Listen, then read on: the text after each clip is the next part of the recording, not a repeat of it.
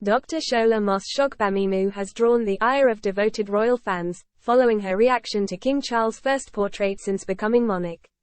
Noting the red hue of the painting, the race commentator and academic wrote on X, "Blood-stained legacy of the British monarchy embodied."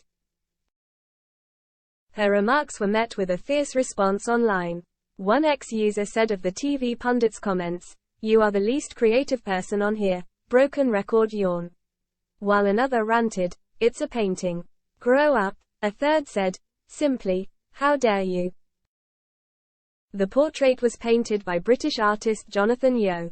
It was commissioned in 2020 to mark the then Prince of Wales's 50 years as a member of the Drapers Company in 2022.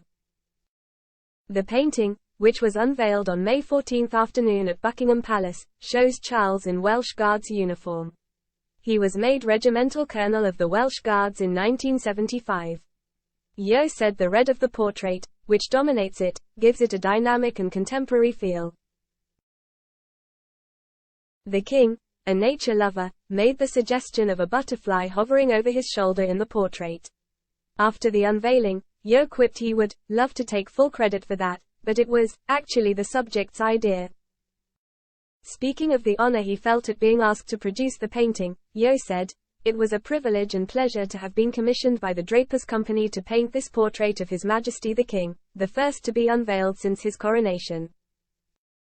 When I started this project, His Majesty the King was still His Royal Highness the Prince of Wales, and much like the butterfly I've painted hovering over his shoulder, this portrait has evolved as the subject's role in our public life has transformed.